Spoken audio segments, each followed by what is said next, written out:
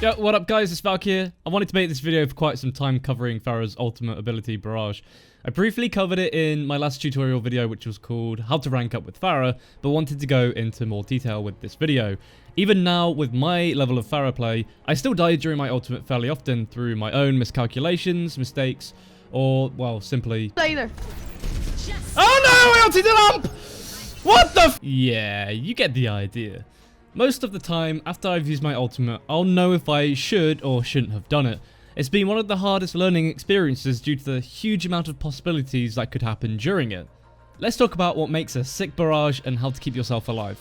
To complete a barrage successfully, you'll have to work on a mental checklist while playing. Let's go through these. Before we begin, let's just cover barrage, even though it's quite obvious. Pharah's ultimate is extremely powerful, but since it means you'll become a static target, you are vulnerable to nearly every attack in the game. This means surprise is key. The less the enemy expects the barrage, the more successful it will be. The damage output for Pharah's barrage is 3,600 damage total, 90 rockets at 40 damage per rocket. A pro tip to begin with for barrage is for maximum damage output, shoot a single rocket into the targets before commencing the barrage, and a single shot after it's finished. The extra little damage you'll do will deal 240 damage, that's 120 per single rocket. I was also told by the Overwatch developers that Pharah's ultimate is the only one that commences before her voice line. It's a little bit of trivia for you. Alright, Sky Commander, now that we've got that out of the way, let's go through the checklist, and the first thing we're going to start on is enemy ability. When performing Pharah's ultimate, you have to keep in mind which heroes the enemy team have, and which of their abilities you're most vulnerable to when doing your ultimate. The abilities to watch out for when doing barrage are Flashbang, Roadhog Hook, Sleep Dart, EMP, and Defense Matrix. They're the big main ones. Another big one to know if the abilities on cooldown is Genji's Deflect. That can be a huge problem for you and your team if you barrage straight into it. 4 of these will render barrage cancelled, and the Defense Matrix will nullify any damage. It's always best to perform the barrage when the enemy team have abilities on cooldown or when D.Va is out of mech. Waiting just a few moments for the abilities to be on cooldown can mean the difference between a huge play or instant failure. We'll be covering enemy ultimates in a separate section. So we've covered enemy abilities, now we'll move on to something just as important, enemy positioning. Before a barrage, it's important that you know where all or most of the enemy team are, at least the important ones. Generally speaking, teams play in a pretty close proximity, but you can have the flanking heroes or McCree's, soldiers and Widowmakers at areas which mean they're not in threat to the barrage and you can easily be taken out during it. It's very wasteful to engage in a barrage without ensuring that the high grounds are clear of threats or making sure the enemies are not too spaced out. Enemy positioning is a fairly easy and short section to understand. Next we'll move on to best barrage practices. The idea behind this is how to make your barrage as impactful as possible. This section won't cover team combos as that's next. Pharah's ultimate is a hard one to perfect, but the following tips should help you get the most out of your barrage. We'll be talking about a perfect scenario. All abilities are on cooldown and you're in a good position to ultimate on the enemy team. First, let's discuss the distance of your ultimate. This needs to be at a medium to close range. Too far away and the damage burst won't be as impactful, and you'll let the rocket spread too much. Too close and you run the risk of self-damage on the enemy team, and closer means you'll take more damage from the enemies shooting at you.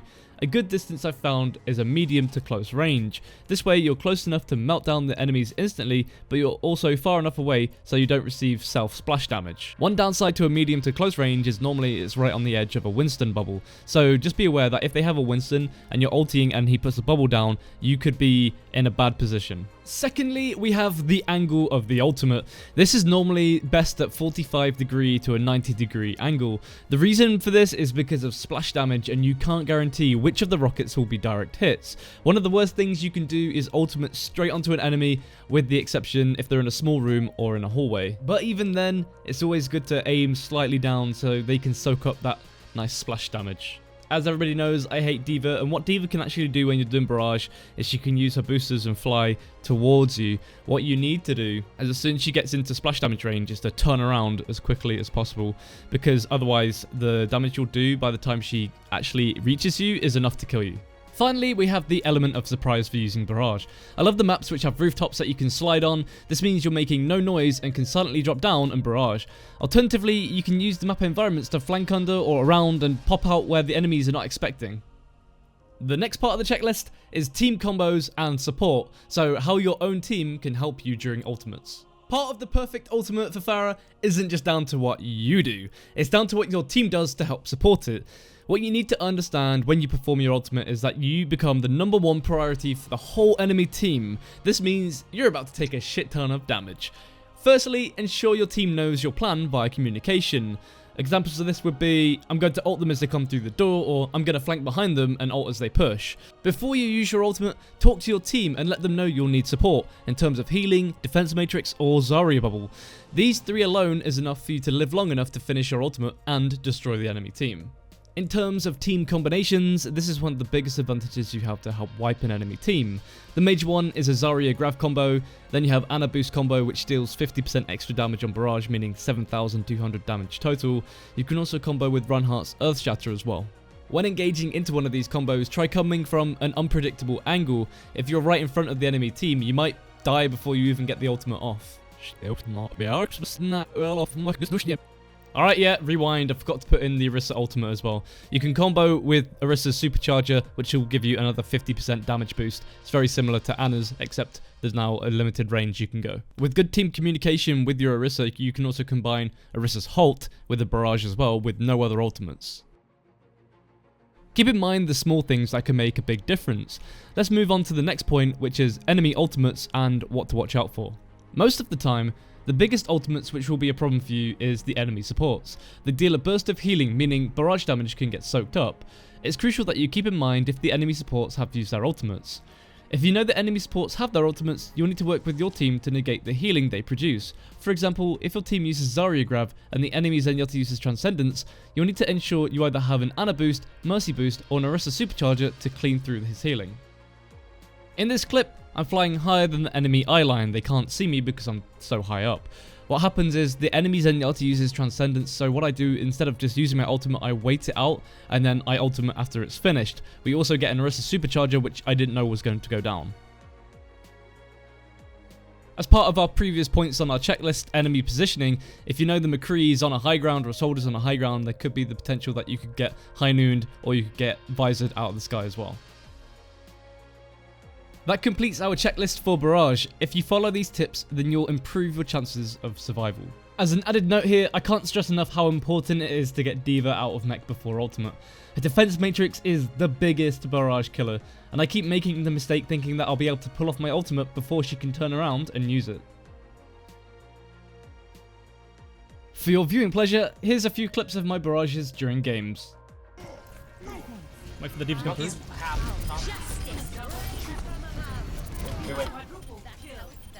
3, 2, Nice, dude, nice. They have no res either. Oh. Holy shit. Can everyone just... I'm ready.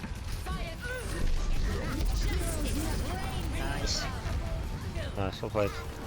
This clip is actually to show you how quickly you can get your barrage. It took me only 23 seconds to build an ultimate. If the enemy team are grouped together and you deal lots of damage, you can get it super fast.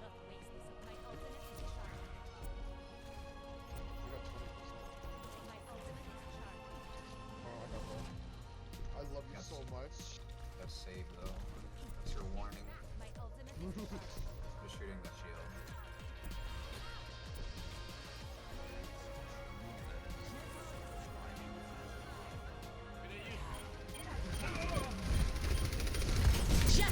They were so focused on me inside. McCree coming out. Oh, big McCree on Valkia. the left. They fucking all chased me. Suck my.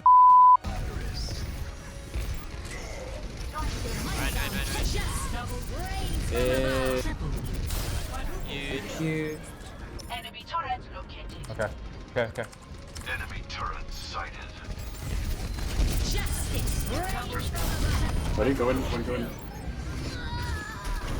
Justice reigns. Systems at max. I don't think that was necessary. Ensuring the objective heroes never die. If you've enjoyed the video, make sure to hit the thumbs up and subscribe to the channel. If you want to support me, you can at twitch.tv/Valkia. I'm a full-time content producer, so any support from you means the world to me. Justice reigns from above. Also see the Pharah gameplay live on my Twitch channel Valkia every day. If you love my content, you can support me by subscribing to my Twitch channel, and if you have Amazon Prime, you can link that with Twitch and get Twitch Prime and subscribe for free. However, this does need to be renewed every 30 days, but it helps me out a ton. The link to the stream is in the description.